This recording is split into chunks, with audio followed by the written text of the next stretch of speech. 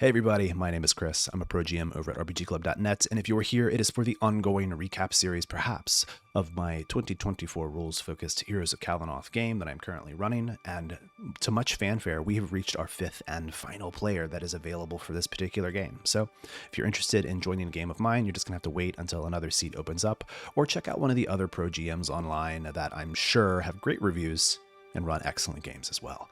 But if you're here for the recap, click the timestamp down in the thing below, and it'll take you right to it. That being said, I'd like to talk just a moment about just the table economics of 5 players versus 6 players versus 12 players. Everybody's got their opinions, and I'm curious to know what yours are, so just leave a comment down below. So, I've often run larger tables, especially since setting my foot into the waters of being a pro DM. I've run games on virtual tabletops since 2012, 2013, when Roll20 first came out, and I have thousands of hours of running games for people, and I did so for years for free. Completely investing my own time. But as I've gotten older, as my responsibilities have gotten greater, as I am a busy working professional with a young child and a spouse, it is really hard for me to just give up my time for free. I cannot do it. So I love running games. So why not get paid to do what you love? And so I threw my hat in the ring and I started running games. But I had to decide at a certain point what I was worth.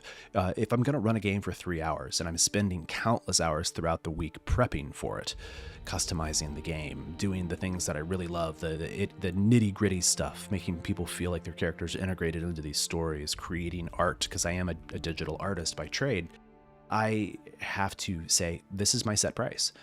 And I would divide that up among the number of players at the table, and that's how I would reach my level of value. But 6 players is a lot, and I still run 6 players in some games. So there's a sacrifice. Do you lower the price per player and make the table busier to where there's less time individually to interact over the course of 3 hours of gameplay for 6, 7, 8 players in order to hit your quota? Or do you charge more per head and cap it off? That's what I've done for this game. I'm capping it off at 5 players. We just reached our 5th player, and hopefully this experiment really does prove what my theory is that less people at the table equals more time playing the game, more moments to shine, more moments to RP, more moments to have it be your turn in combat. Because I can only do so much to speed things up on the DM side for monsters and for narrative and things like that. This game is for the players, so I want to make sure that it is absolutely worth it for them. The internet is ablaze the last few years with opinions about pro GMing.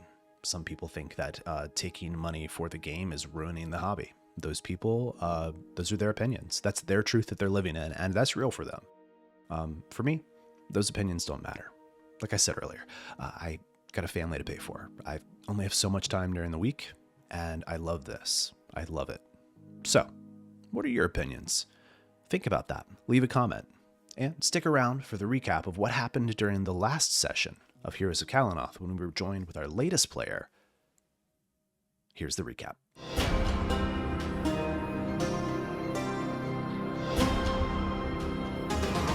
Previously on Heroes of Calenoth.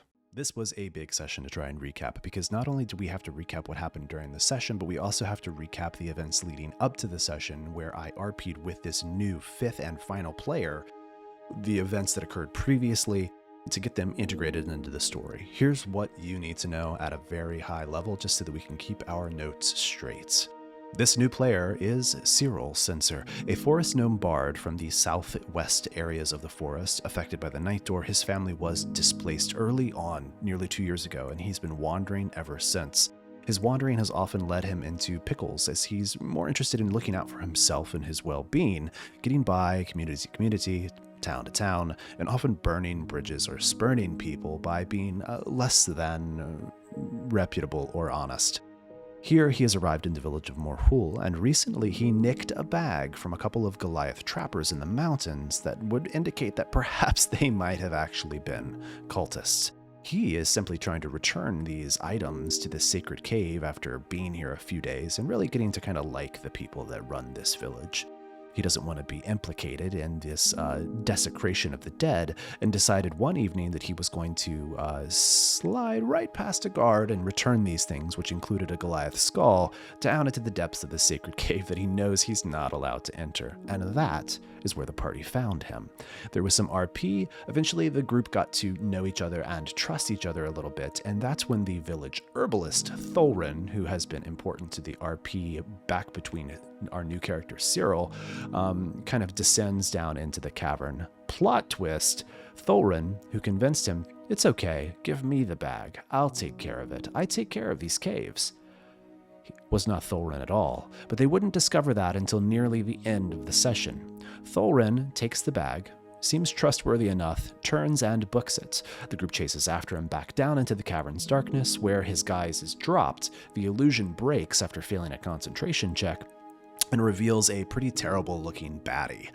This is, as described at the table, a Nosferatu-looking MFer who was a demonic caster. Now, this caster supernaturally leapt over the river and through this brick wall, or this the natural stone wall, which was actually ended up just being an illusion. The north side of these caverns, across the river, is where the group had entered and then discovered the cultist headquarters, right under the noses of everybody.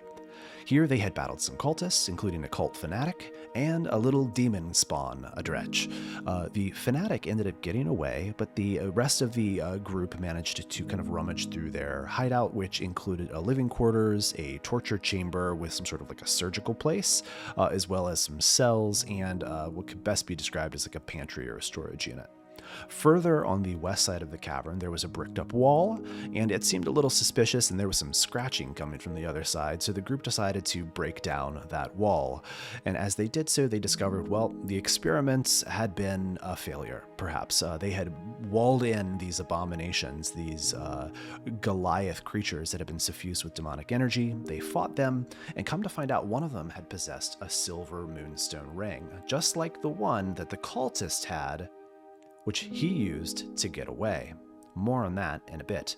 After these abominations were destroyed, they ended up finding in the furthest chamber west a teleportation circle, a permanent teleportation circle built into the rock. And unlike any other teleportation circle that any of the other players may have ever happened upon or heard about, this one was active. There are these moonstone cores, basically like cylindrical containers almost, that are covered in sigils, and they are the power source for these ancient teleportation circles. Without the core, the sigil sequence is useless. You cannot teleport there. And that is a big part of the lore of this world. So, that being said, they know that people have powered this, and they know that people have teleported here. And if there's any indication that this is how the bad guys were getting in and out without being detected, they found it. But where did the fanatic go? They explored all the chambers. There must be something else going on. Furthermore, when this Thorin guy turned into this demon dude, where the heck did he go? Somewhere else. So there has to be another location. Perhaps another teleportation circle that is powered. Well, they didn't want anybody coming back to this one, so they took the power core with them. They took the moonstone ring and they headed back up to the surface. There they found Thorin inside his bed in his stone hut, and properly confronted him and whacked him on the head. "What the heck, bro? Why'd you try and kill us? Why'd you try and steal things? Are you a cultist?" He's like, whoa, whoa, whoa. I don't know what you're talking about. Plot twist again. Thorin has been up here the entire evening. And furthermore, some of the events that happened over the last few days came to light that they may have been dealing with duplicates here and there, somebody able to alter their self or disguise self. Well, who can they trust now? They devised a plot. They decided what they were going to do, but first they needed to find time to rest. This is going to push back their plans, and so they went and they talked to the Elder. They explained what was going on, what they found in the caves, what's going on with the replicant, discussed whether or not they could trust Thorin or anyone else. And so the group then hatched a plan. And then plot twist again. The Elder brought forth a scroll from high above hidden in his chambers and showed to them another sigil sequence for a teleportation circle. This one goes to the Soul Well. And in the lore of the game, this is a fantastic, not real place. It's an afterlife. It's something that the Goliaths think that their dead go to. But he explained, no, you guys were right all along. This dragon head, the ancient elders thought it was not safe to be buried among the living, and so they took the dragon head, this relic, and they put it down in the soul well. There is a teleportation circle to get to it.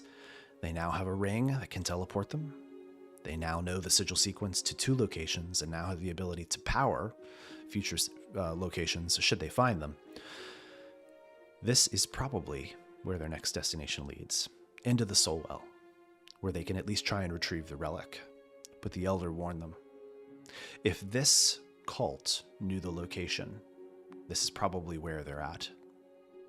This Thorin impersonator, this elder impersonator, this cult leader, and the fanatic await them in the next session.